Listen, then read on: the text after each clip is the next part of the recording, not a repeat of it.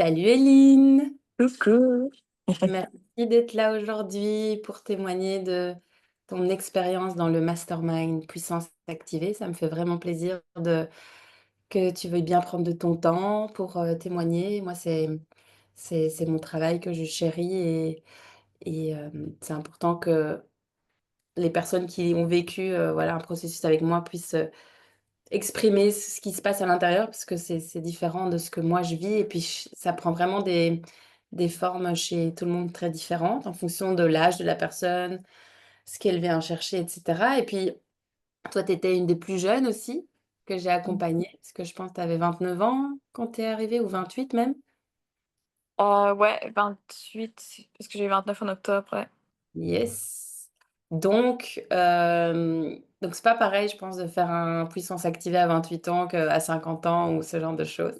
Donc ton témoignage est précieux. Alors, la première question que j'ai pour toi, c'est,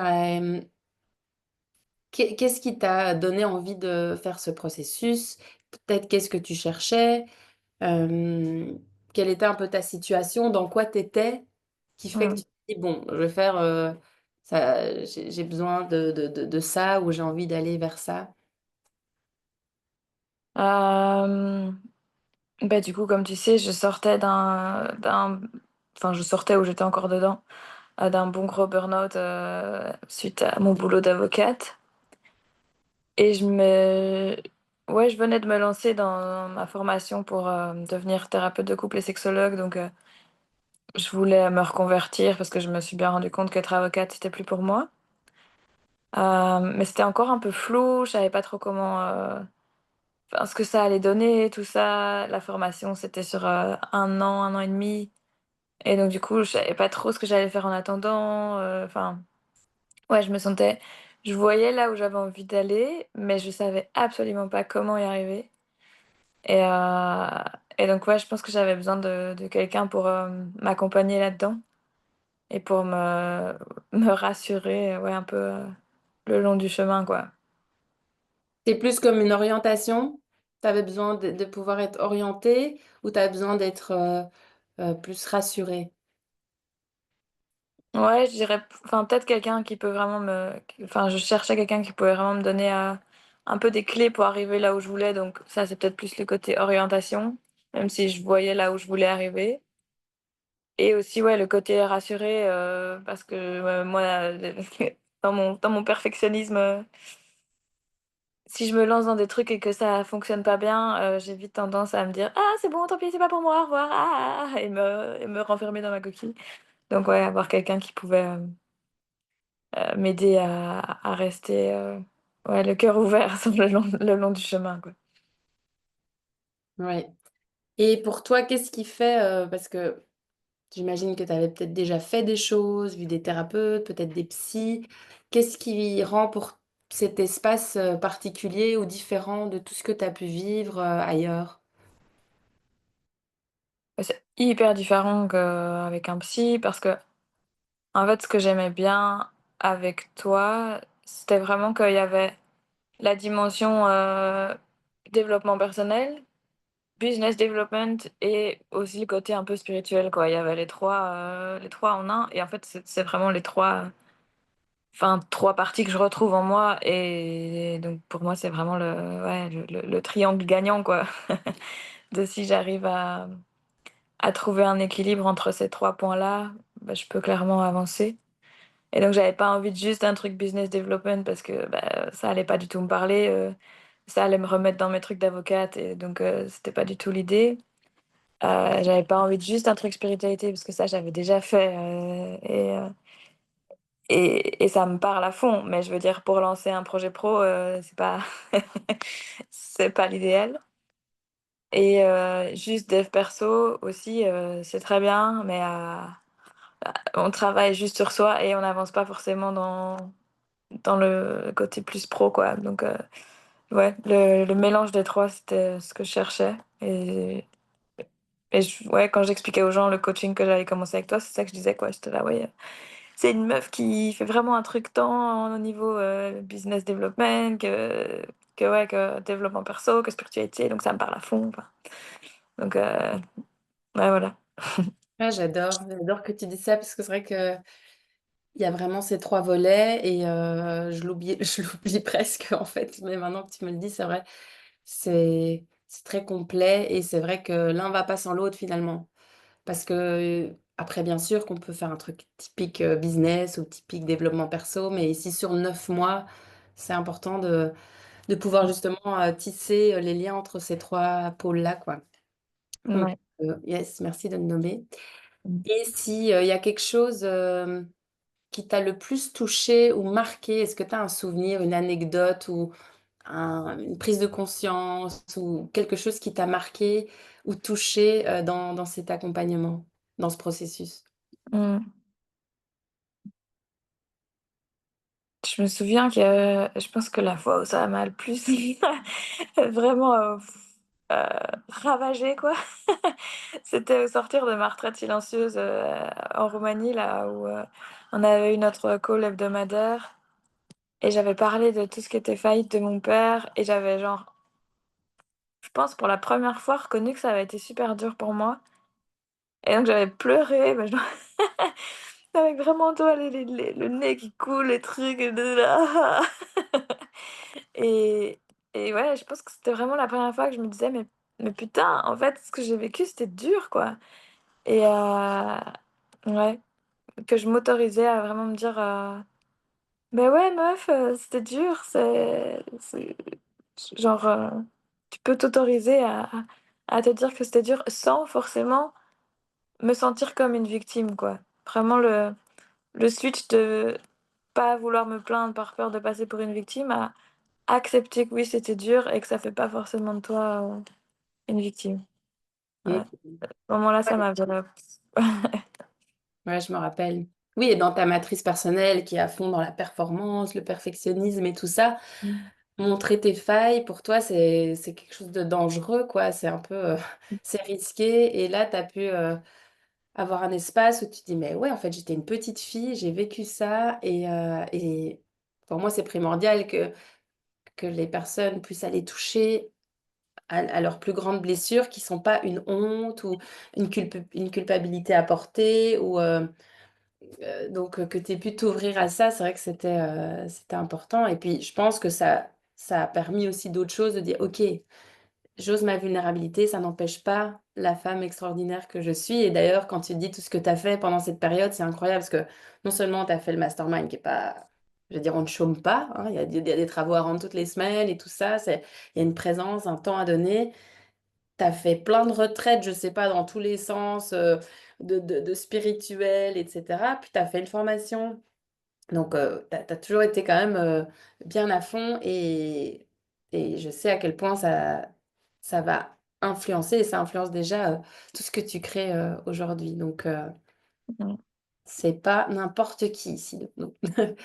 Alors, qu'est-ce que tu as, apprécié peut-être dans ma manière d'accompagner? Au-delà du là, c'était le processus, mais moi en tant qu'accompagnante, s'il y a une chose qui t'a touchée ou Bah, je pense déjà ton côté très humain où, à chaque fois que tu faisais des feedbacks, avec les vocaux là, j'adorais trop, écouter quoi. Enfin vraiment je et ça m'apportait à chaque fois, vraiment, blindé de révélations comme ça. J'étais là: «Mais putain ouais, pourquoi je vois pas ça? Pourquoi je fais ça? J'avoue, je comprends pas» et et après, ton énergie aussi qui est super chouette de où tu arrives vraiment à trouver le juste milieu entre être, allez, j'ai pas envie de dire strict, mais être, dans ton leadership quoi, tout en étant hyper douce et humaine et accompagnante, enfin, ouais, accueillante de ce qui se passe. Donc vraiment, ouais, ta capacité à garder le cadre dans des moments qui parfois, partent un peu dans tous les sens parce que tout le monde part dans ses émotions et ça, c'était un truc qui me faisait un peu peur, c'est d'être, dans des calls où les gens partaient complètement, dans tous les sens et tout et en fait, je trouvais que tu gérais super bien, le cadre de tout ça. Hem, Et ouais, et ton humour. Ça vraiment, ça fait du bien quoi, dans un truc, qui peut parfois être super lourd comme, le mastermind, parce que on passe par plein de trucs et on brasse plein de trucs. Avoir quelqu'un qui est en face, peut, te donner plein de contenu théorique, mais en même temps, rigoler, ça fait du bien. Mmh, merci. Ouais, faut pas perdre notre humour et puis l'humour est aussi, guérisseur parfois. Mais merci. Et alors, pour toi, qu'est-ce qui a, selon toi, hein, parce que moi j'ai aussi ma petite idée, mais qu'est-ce qui a changé en toi ou dans ta vie, depuis ce processus? Quelle trace ça laisse sur toi et qu'est-ce que tu as pu observer, que tu prends avec toi pour la suite, quoi? Mmh. Ce qui me vient en premier, c'est que je me suis adoucie. Genre vraiment, tant avec les autres qu'avec moi-même. Ouais, je suis beaucoup plus: «OK, on respire, ça va». Quand je suis trigger et tout, j'arrive à rigoler intérieurement, de dire: «Waouh! OK, qu'est-ce qui se passe vraiment?» Enfin, à chaque fois, ouais, je m'adoucis, c'est vraiment ça. Et j'arrive à voir aussi dans la réaction des autres, OK, en fait, il est trigger ou elle est trigger par quelque chose et c'est pour ça qu'elle a telle ou telle réaction et en fait, c'est OK. Enfin, j'arrive vraiment à zoom out et à me rendre compte de ce qui se joue, tant pour moi que pour l'autre, alors qu'avant j'étais, complètement prise dans tout ce qui se passait, le dans la tête dedans, quoi. Et c'est vrai que là, j'ai vraiment appris à: «OK, observons ce qui se passe ici». Donc à plus, ouais, écouter ce qui se passe à l'intérieur de moi. Hem Et un autre point carrément, c'est que je peux beaucoup plus me laisser toucher facilement. Heu, Maintenant je veux je enfin oui, il y a des je vais voir un truc super beau, en me baladant, je vais être là: «Ah!» et je vais lâcher une petite larme parce que c'est trop joli et puis je vais continuer mon chemin ou bon je gère pas encore tout à fait, à 100 parce qu'il y a encore des moments où je pleure et je suis là: «Ah pourquoi je pleure? J'en ai marre». Mais je peux accepter de pleurer et me dire que c'est pas la fin du monde, et voir la beauté qu'il y a derrière quoi. Plutôt que juste, le stress parce que j'ai associé fort ça à burn-out, pleurer, pas bien, stress, ah dangereux et maintenant je peux voir un peu la beauté de pleurer égale en fait juste j'ai été touchée par quelque chose et c'est et ça prouve que je suis humaine et que c'est beau quoi. Mmh, c'est beau ce que tu dis. Oui et c'est vrai que Mmh tu arrivais un peu en mode, avec, bon, ta petite enfance et ton adolescence et puis le fait d'avoir été avocate et puis d'être en mode, guerrière à fond, à fond, à fond, d'où le burn-out, n'est-ce pas? Et là, tu as pu quand même toucher à une partie de toi qui dit: «Ah mais en fait, je suis humaine, je suis vulnérable, j'ai des sentiments, puis tout le monde n'est pas contre moi, mais c'est eux-mêmes ont des choses qui les activent et moi» et donc c'est vrai que ça c'est une des premières choses que tu m'avais dit, je me rappelle par un message: «Ah maintenant je suis tout à fait différente dans mes relations». Donc je pense mh. que chez toi, c'est vraiment ça t'a amené beaucoup d'éclaircissements de comment relationner avec l'autre. Ce qui change quand même tout par rapport à ce que tu as envie de faire. Enfin, tu vas encore développer, mais tu as quand même mis en Mmh. place, des cercles, de parole, où tu parles justement de l'amour, de la sexualité. Tout ça, tu mis en place pendant le processus Mmh. et c'est hyper important pour quelqu'un qui tient des cercles et des espaces où on se dépose, de pouvoir justement accueillir la vulnérabilité et donc c'est comme si Mmh. tu avais cette posture-là en toi te permettait aussi ça. Ouais, un truc, dans les derniers workshops que j'ai organisés, où là, c'était pas les cercles de parole, c'était plus vraiment des workshops où je fais faire des exercices aux gens pour qu'ils se reconnectent petit à petit à eux-mêmes, aux autres et cetera. Il y a quelqu'un qui enfin, à la fin, je fais toujours un petit cercle où je demande comment vous êtes senti et cetera Et il y en a beaucoup qui ont dit: «Ah, au début, j'étais, super, malaisée, inconfortable, c'était» parce que je leur demande de se regarder dans les yeux, enfin, tu vois? Alors, du coup, les gens sont pas du tout habitués à ça mais la plupart ont dit: «Mais après, en fait, ça m'a j'ai réussi à passer le cap, ça m'a détendue et maintenant je suis super bien. J'ai l'impression de connaître les gens avec qui j'ai fait le workshop depuis super longtemps alors que je les connais pas».